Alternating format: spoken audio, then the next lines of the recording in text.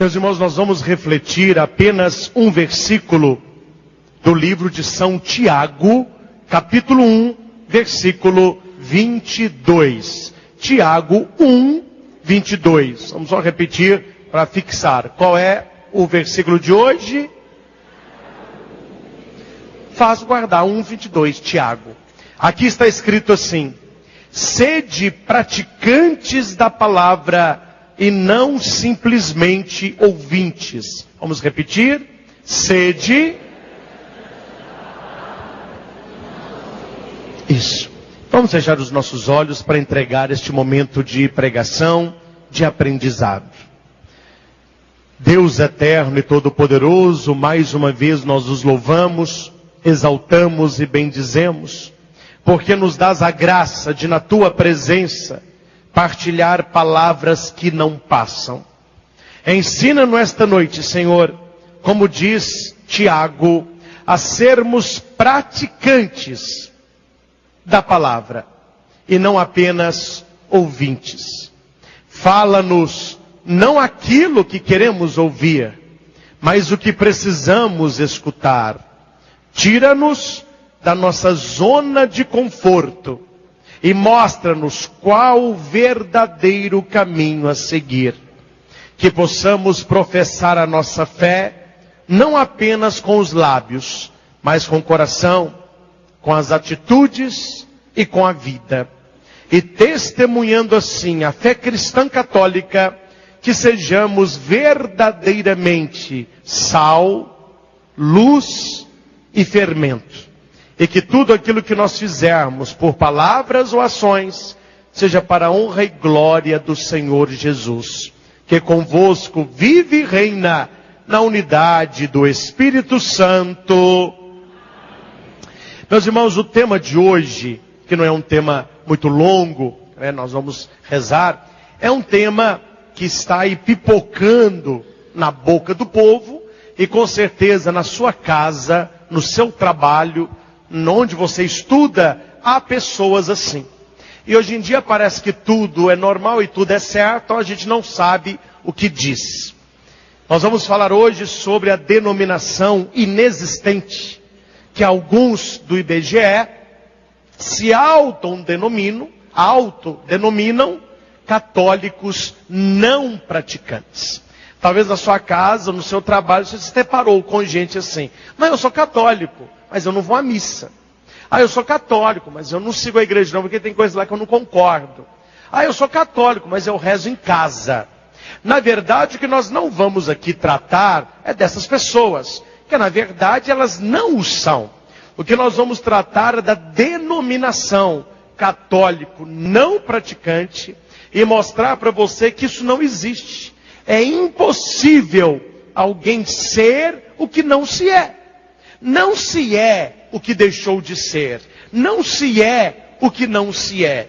Não se torna o que não se pratica. Quem se autodenomina católico não praticante, ele está mentindo. Se alguém falar para você: eu sou católico não praticante, você pode dizer: isto é uma mentira, isto não existe, isso só existe na sua cabeça. Isso é para a pessoa ficar mais em paz com ela mesma.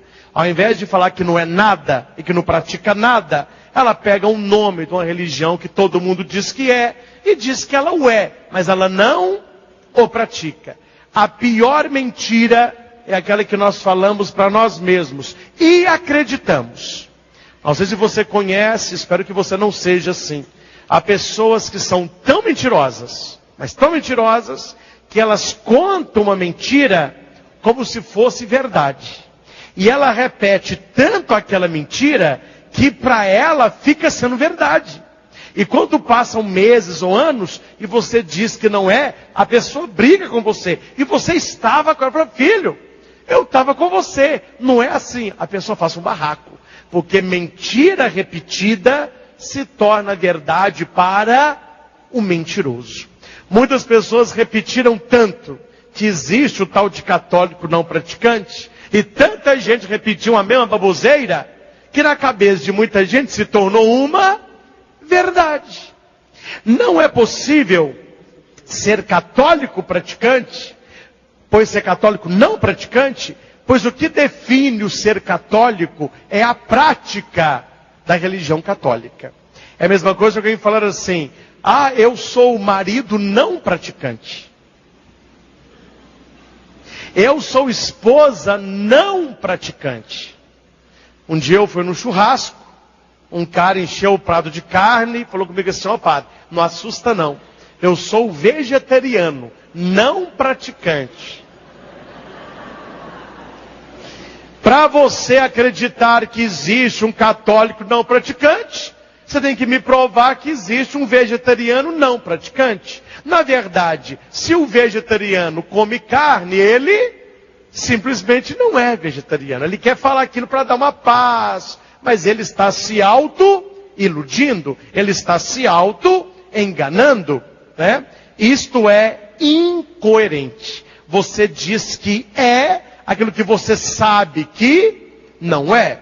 A modalidade não praticante foi criada para a pessoa ter uma zona de conforto interior.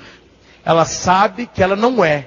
Mas para não falar que fica muito feio, que principalmente o nosso país, é um país que valoriza muito a fé, a família, a religião, fica muito feio a pessoa falar, não, eu não tenho religião, eu não sou nada. O pessoal não gosta de ouvir isso. E a pessoa que ela não se sente bem falando isso. Então se criou essa denominação de católico não praticante. Talvez você que esteja ouvindo isso, esteja se perguntando, padre, vamos viver nós aqui e deixa eles lá. Só que a definição não praticante, ela afeta nós aqui.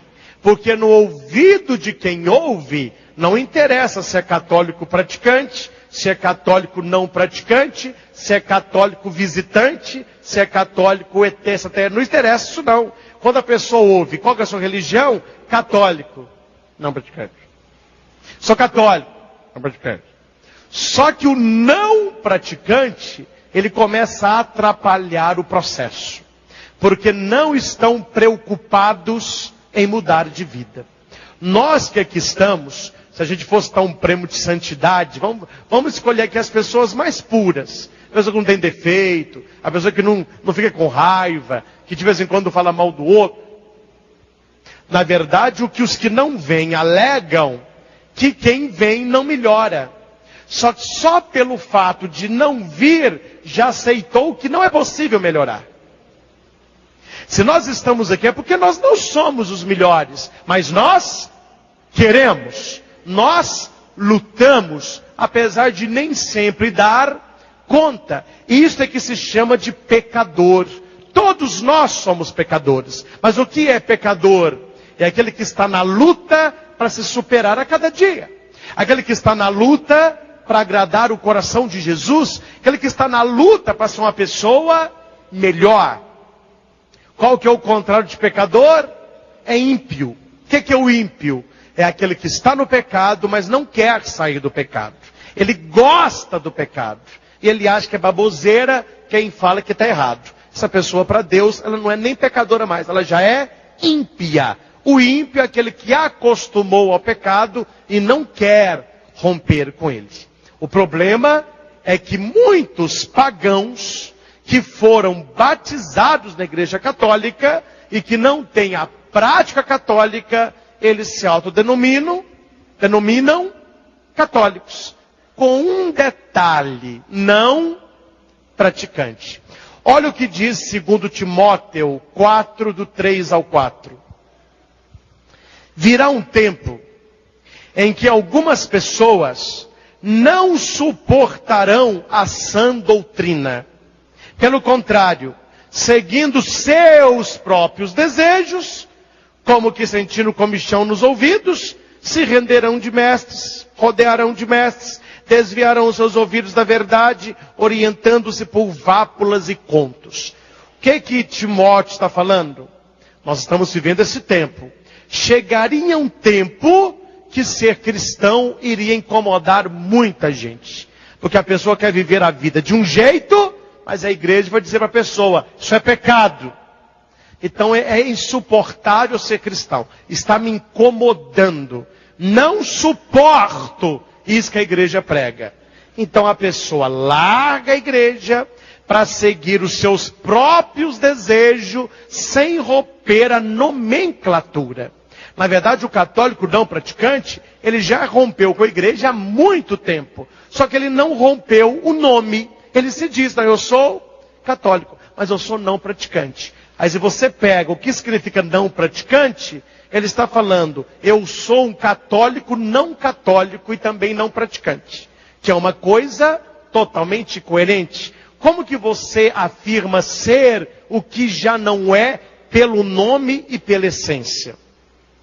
Presta atenção que eu fui pegar um exemplo para você entender onde eu quero chegar, na questão de ato jurídico.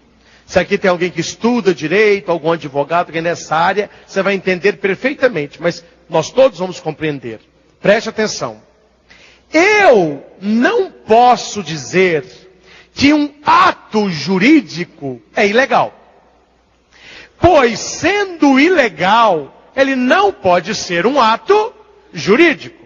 Vez que este deve estar no orçamento jurídico, e isto implicaria em sua legalidade. Eu não posso dizer que um ato jurídico é ilegal. Porque se fosse legal, não seria ato jurídico. Eu não posso dizer que um católico não praticante é católico. Porque o não praticante já nega a própria fé. Um marido não praticante é um marido infiel. Um vegetariano não praticante, ele está comendo carne. Mas eu gosto de você falar assim, ó. Ah, eu sou um homem não praticante. O que você quer falar? Você quer falar o quê? Ah, eu sou uma mulher não praticante. O que você quer falar com isso? Você não está falando nada com nada. Você está afirmando aquilo que você está negando na própria afirmação. O católico que não pratica a fé católica, ele não é católico não praticante. Ele é um simpatizante do catolicismo. Não sou eu que disse, foi o Papa Bento XVI.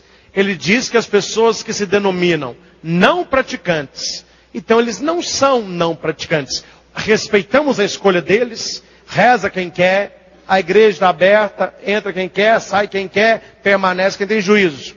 Não é a pessoa que nós estamos tratando, é a definição que está errada.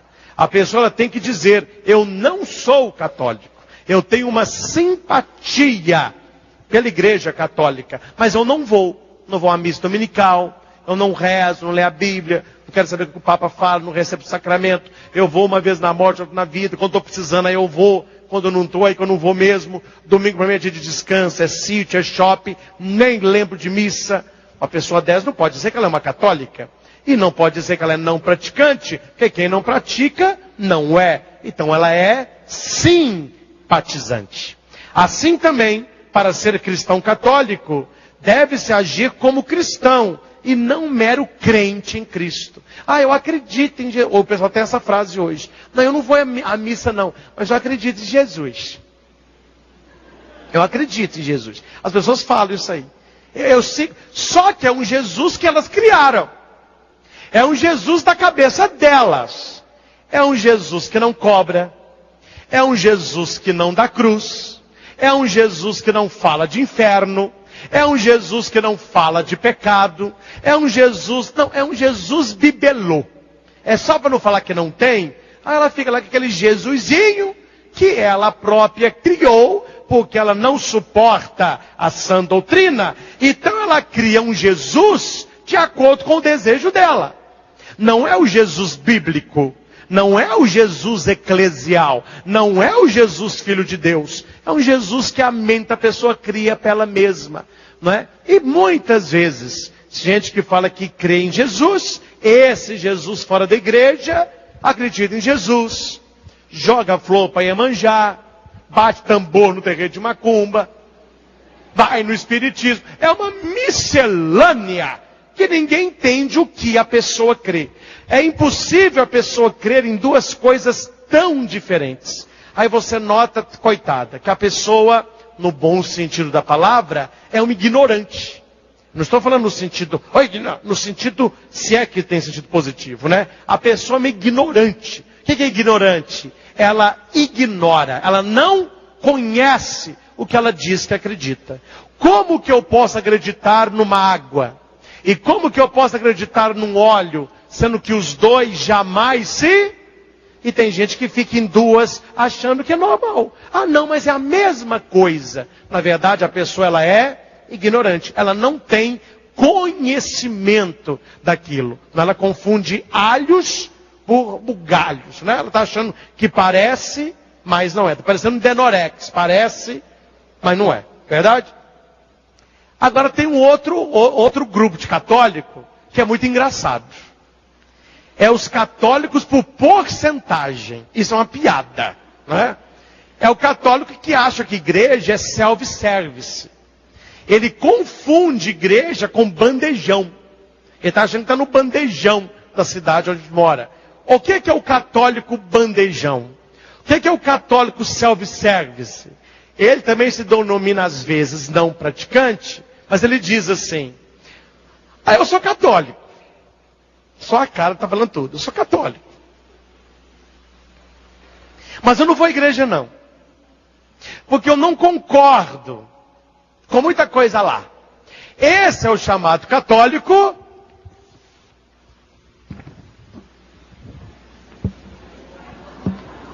40%. Eu só aceito 40%. 60% da igreja eu não concordo. Então por isso que eu não vou. Não concordo com o que o padre fala, não concordo com o bispo, etc. Aí tem os outros. Não, eu até que vou. Tem muita coisa lá também que não concordo, não. Mas a maioria eu até aceito. É o católico, 60%. Não, 60% eu acho legal. 40% eu não gosto. Aí tem o católico não praticante, visitante. Ele vai à igreja. Ele vai à igreja no batizado. Ele vai à igreja no casamento. Ele vai em missa de sétimo dia em formatura. Mas fica olhando o relógio que ele tem alguma coisa melhor para depois. Ele não discorda de muita coisa, mas não vai à igreja também não. Mas ele é aquele não praticante visitante. Esse é o que eu chamo de católico 75%. Ele é 75% católico. Agora eu pergunto para você: Deus morreu na cruz por porcentagem? Deus nos deu uma graça por porcentagem? Existe catolicismo por porcentagem? Existe. Só na cabeça de quem acredita nisso. Na cabeça desse povo existe. E você quer saber o pior? Na cabeça deles o errado sou eu. Eles estão certos. Eles estão certos de serem não praticantes, mas são católicos. Eles estão certos de achar que a igreja é um bandejão. Eu pego o que eu gosto e descarto o que eu não quero. Eu fico imaginando a Bíblia, se a Bíblia fosse democrática. Não é? Eu não vou lançar essa Bíblia, senão eu sou excomungado, mas ia vender igual água. Imagina você lança uma Bíblia com um pincel atômico. Escrito assim: faça a sua. Leia a Bíblia toda e corte o que não te interesse. Mas ia vender igual água. Aí isso aqui eu corto, isso aqui. Aí a Bíblia não ia sobrar quase nada, não é verdade?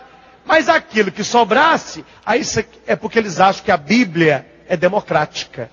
Que a doutrina é democrática. Que a igreja é democrática. Vamos fazer uma votação se Maria é virgem ou não. Vamos fazer uma votação se São José foi pai ou não.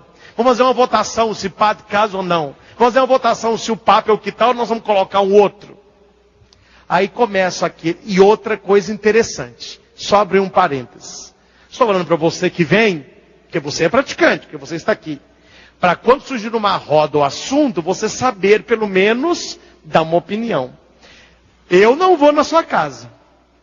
Eu não frequento as festas que você frequenta. Eu não participo dos aniversários da sua família, nem na sua empresa. Mas preste atenção. Quanto o assunto é religião, e quanto a religião que se discute é o catolicismo, os que mais dão palpite é os que menos sabem. Os que têm maior opinião e que mostram que são doutores em eclesiologia, é um fora atrás do outro. Eles repetem o que eles ouviram. Eles repetem o que eles criaram. Eles repetem o que pessoas mal resolvidas contaram para eles. Eles não têm a experiência. Então você que é praticante, se você com uma frase simples, você desmonta o discurso. A pessoa diz assim, eu não gosto muito de igreja, eu gosto de igreja, eu acho desnecessário, eu penso, eu aceito que exista católico não praticante, se você me provar que existe vegetariano não praticante. Quando você solta um argumento desse, a pessoa ela perde o chão, porque ela não tem como te provar que existe um vegetariano não praticante. A quem come carne simplesmente não é vegetariano.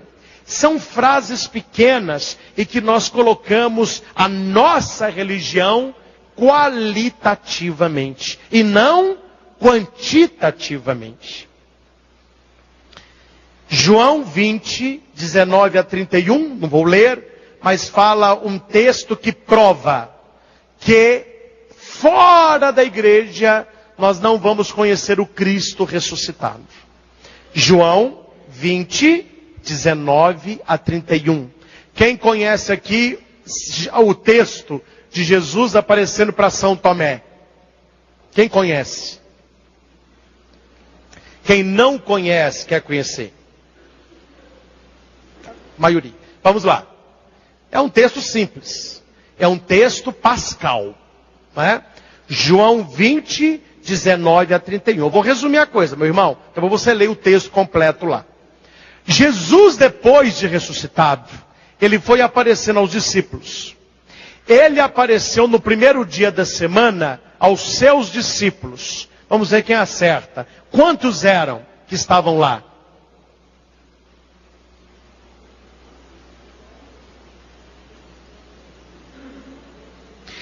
Quem fala um, eu vou perguntar por quê. Porque está um chute um atrás do outro. Isso é para vocês verem que vocês não leem Bíblia. São 10. Por que 10? Tomé não estava. E Judas tinha suicidado. Então eram 10. Jesus aparece para os 10. Mostra a chaga. Mostra o lado. Deseja a paz. Sopra o Espírito. E desaparece. Tomé chega. E eles contam. O Senhor apareceu. Tomé. Se eu não ver, eu não creio. Se eu não colocar o meu dedo na chaga dele, se não meter o meu dedo no lado, não acreditarei. 8 dias depois, no primeiro dia da semana, os discípulos reunidos, Tomé está com eles. Jesus aparece e diz, a paz esteja convosco. Tomé, toca aqui minha mão. Tomé, coloca o teu dedo aqui na minha chaga. E não seja incrédulo, mas tenha fé. Tomé ajoelha e diz, meu Senhor e... O que Tomé disse? Qual é a hora na missa que a gente fala isso em silêncio, só no nosso coração? Na hora da consagração. A hora que o padre ergue a hóstia, a hora que o sininho toca, a gente fala em silêncio. Meu Senhor e meu Deus. Eu acredito que a Eucaristia é Jesus. Quando o padre levanta o cálice, meu Senhor e meu Deus. Eu rezo mais. Eu creio mais, aumentai a minha fé. Jesus olha para Tomé e fala, você acreditou porque me viu. Bem-aventurado aqueles, mas vão. Gente, o texto é muito fácil de interpretação. Não precisa nem forçar a amizade. Os discípulos estão reunidos. Qual que é o nome daqueles discípulos reunidos no Novo Testamento? A igreja. A igreja era aqueles discípulos com aqueles que seguiam Jesus. Tomé não estava. Jesus aparece. Por que Jesus aparece? Para fundar a fé pascal. Tomé não estava. O que Jesus tinha que ter feito? Indo aonde Tomé estava e aparecendo para ele. Olha, eu apareci para os seus colegas. Você não estava lá, eu vim aparecer para você. Eu ressuscitei. Quem está fora da igreja, quem reza sozinho, Quem caminha sozinho não tem a experiência do Cristo ressuscitado. Porque essa experiência só acontece quando a igreja está reunida. Porque a Bíblia diz, e quem reza sozinho não lê Escritura, a Bíblia diz, onde 2 ou mais estivessem reunidos no nome dele, ele estaria ali. A maioria das pessoas que dizem que rezam em casa, elas rezam sozinhas. E a palavra me diz que ela pode até rezar para Cristo, mas ele não está ali. Oi, padre, como o senhor sabe? Porque a palavra diz que Jesus está no meio, onde 2 ou mais se reúnem em nome dele. Nós precisamos de uma vida de oração pessoal. Quando você está sozinho no teu quarto, Jesus falou isso também, entra no teu quarto, fecha a porta e ora em segredo, em meu nome. Mas quem vai ouvir a sua oração em particular? É Jesus? Quem é? O Pai. Quando orardes, entra no teu quarto, fecha a tua porta, e o Pai que vê o escondido recompensará a tua. Então a gente reza ao Pai por Jesus. Mas onde é que Jesus está no meio? Quando nós rezamos em comunidade. Quando Tomé está junto com os discípulos, Jesus aparece novamente. Fala, Tomé, hoje você vai me ver, porque você está na igreja, você está com os discípulos. Mais uma chave de leitura para você. A pessoa que não vem à igreja e que se autodenomina católica não praticante, ela não terá a certeza de Jesus ressuscitado. Porque essa certeza só se alcança na igreja reunida. O texto é João 20, 19 a 31. Fora da igreja eu vou reconhecer um Cristo particular. Na igreja, vou reconhecer um Cristo ressuscitado. E aqui para nós, o Cristo particular é muito mais fácil. Porque você o molda do seu jeito. Eu e Jesus nos entendemos. Ou seja, na verdade você está fazendo o que quer e está achando que Deus está feliz com isso aí. Atos 2, 42 ao 47, vai mostrar para nós a importância de vir à igreja. De estar na casa de Deus. Perseveravam na doutrina dos apóstolos, e na comunhão, e na fração do pão. O que significa comunhão e fração do pão? Eucaristia, missa, comum, união, comunhão. E nas orações comunitárias. E todos os que criam estavam juntos. Vamos repetir? Todos. Novamente. Todos os que criam. Dá a mão que está do seu lado e fala assim: que bom estarmos juntos. Que bom estarmos juntos. Nós temos a mesma fé. Amém? Está na Bíblia. E todos os que criam é que tinham fé, que acreditavam. É do verbo crer. Todos os que criam estavam. Todos os que criam estavam e não rezando em casa. Quem fala eu rezo em casa, além de não rezar, também Bíblia não lê. Além de não rezar, também Bíblia não lê. Você acha, meu irmão, que a maioria das pessoas que se autodenominam não praticantes, a tal falácia de rezar em casa, se aqui tudo me leva à oração? Velas acesas, músicas religiosas, imagens, um ambiente religioso, os ministros, sacerdotes, acólitos com uma veste própria que eleva o mistério do altar. Se aqui as pessoas ainda voam um pouco, quem não está compenetrado, conectado, você acha que uma pessoa que não vem à igreja, ela está rezando em casa o tempo que você participa da missa da família? Eu não vou à missa, mas eu rezo de 7h30 às 10 horas. Eu leio a Bíblia meia hora por... É católico não praticante para falar que não tem religião. Porque não estão rezando também não. Ah, padre, mas eu rezo. Mas a sua oração não é maior do que a missa. A sua oração não tem um padre dentro da sua casa para te abençoar. Não tem um padre dentro da sua casa para consagrar a comunhão para você receber. Não tem um padre na sua casa para te abençoar. Ah, padre, eu mesmo me abençoo. Então tá bom, o dia que estiver doente, você vai me dar a unção para você. O dia que você tiver um filho, você pode batizar também. O dia que quiser comungar, você fala, não, eu consagro a minha mesma aqui. Eu me benzo. Difícil, não é? Você nota que a moeda tem, entendeu? Eu não quero, mas quando eu preciso, eu quero. Quando eu estou lascado, ô padre, me ajuda. Gente, nós temos que saber que a nossa fé é prática. Se não há prática, não existe catolicismo. Isso eu estou falando de maneira muito segura. Isso está saindo num DVD. Isso vai sair em CD. Isso é um programa da TV Evangelizar a nível nacional. Isso vai para o YouTube. Se eu não tivesse certeza do que eu estou falando, eu não estaria aqui pondo a minha cara a tapa. É claro que pessoas não aceitam. Por que não aceitam? Porque elas não aceitam, elas não têm religião. Elas querem continuar achando que existe uma religião chamada católica não praticante. Eu nunca encontrei, olha que eu viajo. Você vê um aviãozinho passando, eu estou nele. Eu nunca vi, nem no Brasil e nem fora, uma igreja com a placa Templo dos Católicos Não Praticantes. Eu nunca encontrei.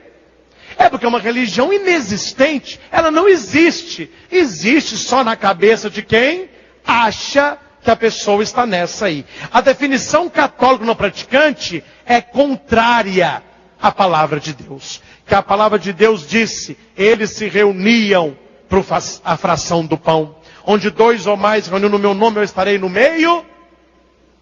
Uma coisa que eu acho muito bonita. Todos os textos da aparição de Jesus, quando eu falo todos, é todos. Está escrito assim, no primeiro dia da semana, estando fechadas as portas, etc., Jesus se pôs no... A palavra é essa que eu queria. Jesus se pôs no meio. Por que fala meio? O pessoal acha que meio é entre eles apenas. É entre eles, mas esse meio, se você não sabe o que é meio é aquele lugar onde todas as distâncias ao redor são iguais. Ali é o meio.